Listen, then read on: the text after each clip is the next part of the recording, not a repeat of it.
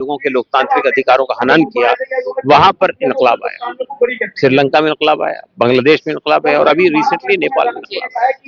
तो महसूस कर रहे हैं कि जो लोग आज सत्ता में हैं वो तो खुद समाज के लिए प्रॉब्लम बने हुए हैं। वो हर रोज एक नया विवाद खड़ा कर रहे हैं। उनके स्टेटमेंट हाल है कि अदालतें भी उसी प्रोसेस का हिस्सा बन जाएं जिसमें हुकूमत शामिल है, तो अफसोस होता है।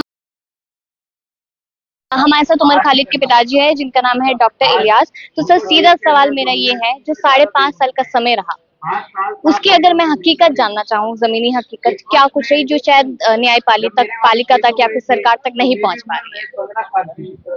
देखिए, असल में 5 साल का ये जो वक्त गुजरा है, ये वक्त उन लोगों के लिए जिन पर फैमिली उनकी डिपेंडेंट थी, उनके लिए बड़ा सख्त गुजरा है। आप अंदाजा लगाइए, खालिद सैफी हो, तस्लीम हो, गुलफिशा हो, ये सब लोग वो लोग थे जो घर के अर्निंग मेंबर्स थे।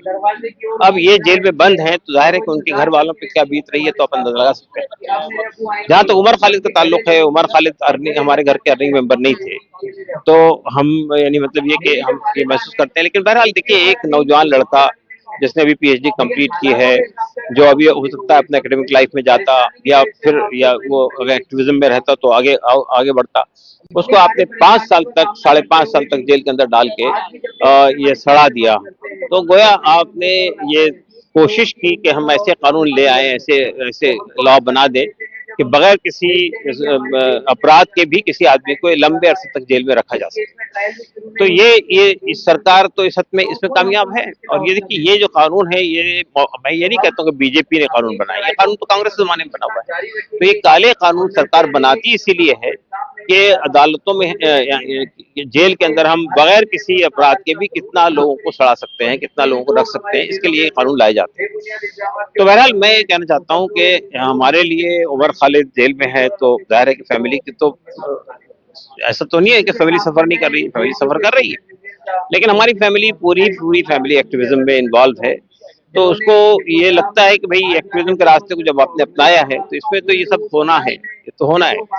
तो मगर ये अंदाजा नहीं था कि अदालतें भी जो है हुकूमत के साथ एक तरह से इनडायरेक्टली उस एजेंडे को परस्यू कर रही है कि जब यानी अगर अदालतों में भी सुनवाई नहीं हो रही है, अदालतों में भी एडजर्नमेंट हो रहा है, अदालतों में भी बेल नहीं मिल रही है, और आरोप कुछ भी नहीं है। आरोप को अगर आप पढ़ेंगे उठाकर, तो हमारे वकील ने तो ये बात कही थी कि ये तो फैमिली मैन की स्क्रिप्ट है जो उसमें है।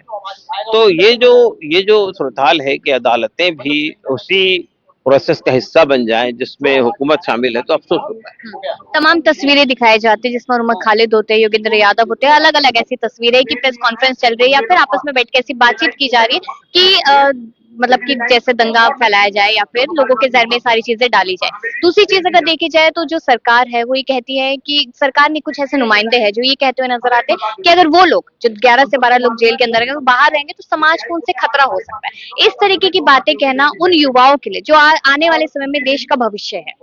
देखिए, ये आम आदमी कहे ये बात तो हो सकता है कि हम कह सकते हैं कि उसको गलतफहमी हो रही, मिसअंडरस्टैंडिंग है।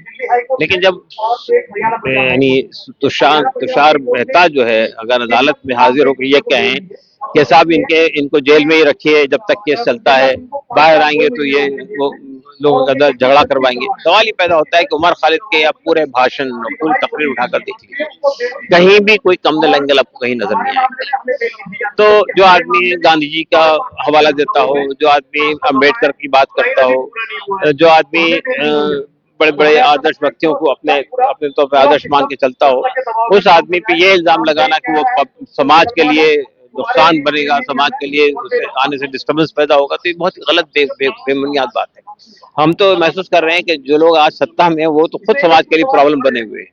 वो हर रोज एक नया विवाद खड़ा कर रहे हैं। उनके स्टेटमेंट उठाकर देख लीजिए, उनकी बातें उठाकर देख लीजिए, तो आपको लगता है कि वो एक खास समुदाय को बराबर टारगेट किया जा रहा है। तो इसका मतलब तो ये है कि उन सबको जेल में होना चाहिए, इसलिए कि समाज के लिए तो वो अशांति तो वही लोग पैदा कर रहे हैं। और जो लोग पीस की बात करते हैं, जो लोग ये उम्र की, अगर आप वो तकरीर सुनेंगे जो अमरावती भी तकरीर की थी जिसको इन लोगों ने पेश किया है जैसे चार्ज के तौर पे, वो तकरीर उठाकर देख लीजिए क्या है। उसमें तो गांधी जी की बात है, उसमें तो पीस की बात है, उसमें तो बहुत सारी ऐसी बातें हैं कि जो जिस पर कहीं से भी कोई केस नहीं बना। एक तरफ सबके साथ सबके विकास सबके विश्वास की बात की जाती है, दूसरी तरफ अगर मैं 2024 के चुनावों की बात करूं तो कुछ लोग कहते हैं कि संविधान बदलने के अगर 400 पार हो जाता है, गांधी को गाली देते नजर आते हैं। तो कौन सी दिशा में हमारे देश की जो हुकूमत की आप बात करें, कहाँ जा रही है? देखिए, हमारे देश के अंदर जो सूरत-हाल है, वो देश अभी तो हम तो महसूस कर रहे हैं कि लोकतंत्र खत्म हो रहा है हमारे देश से। जब लोग सरकार सत्ता में तो कब आते हैं लोग, जब उनको पब्लिक भेजती है सत्ता में। लेकिन जब आप मैनिपुलेट कर दें इलेक्शन के रिजल्ट को, जब आप उसमें चोरी करें, उसमें आप गड़बड़ करके आ जाएं, तो ये तो सब फेक तरीके से इलेक्शन जीत के आप सत्ता में बैठे हुए हैं। अगर फ्री एंड फेयर इलेक्शन होता है, हो रहा होता तो आज सत्ता में नहीं होते आज आप। तो ये लोग जो यहाँ तक के इलेक्शन को मैनिपुलेट कर लेते हैं, इलेक्शन कमीशन पे को अपने अंडर में ले लेते हैं, जो जो जितनी ऐसी ऑटोनोमस बॉडीज हैं उन पे अपना कब्जा जमा लेते हैं, तो उसके बाद वो लोग वो क्या करेंगे, तो आप अंदाजा लगा सकते हैं।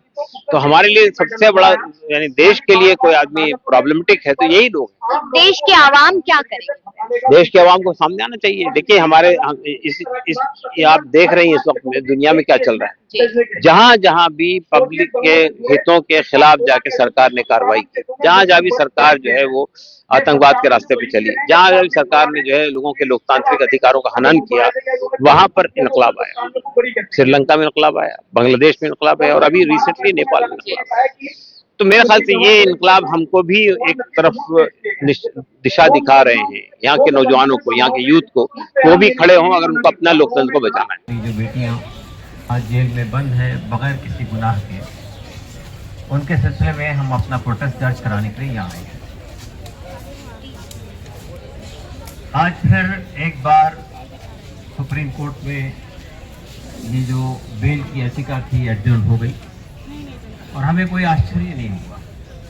पिछली बार भी जब सुप्रीम कोर्ट में ये उम्र का इशू आया था, उम्र का केस आया था, तो 9 महीने में 14 बार एडजर्नमेंट हुआ है। तो ये जो हम ये देख रहे हैं कि पिछले 5 साल से एक अदालत से दूसरी अदालत, तो दूसरी अदालत से तीसरी अदालत, लोअर कोर्ट से हाई कोर्ट से फिर सुप्रीम कोर्ट से वापस लोअर कोर्ट, फिर लोअर कोर्ट से हाई कोर्ट, फिर सुप्रीम कोर्ट, ये जो चक्कर चल रहा है, तो ऐसा लगता है कि प्रोसेस जो है वो पनिशमेंट बनता जा रहा है। अदालत में केस जारी नहीं है, अदालत में केस चल नहीं रहा है, अभी तक के जो है वो चार्जेस ही फ्रेम नहीं, 5 साल हो गए चार्जेस ही फ्रेम नहीं। और आप जानते हैं कि 30,000 पन्नों की चार्जशीट है और 900, 800, 900 जो है अंदर विटनेसेस है, और ऐसे विटनेसेस हैं जिनका नाम भी पुलिस ने खोला नहीं है, वो अल्फा बीटा गामा उनके नाम दिए गए हैं। इस हद तक के यानी प्रोटेक्टेड तरीके से ये लोग चल रहे हैं।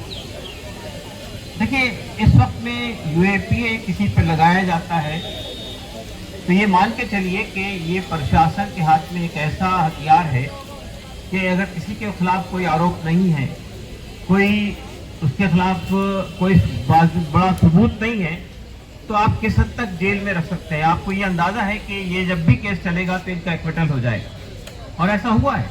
टाडा आया था हमारे देश में, 67,000 लोग गिरफ्तार हुए थे, 1% कन्विक्शन हुआ। यूएपीए के अंदर भी यही रेट है अगर आप देखेंगे।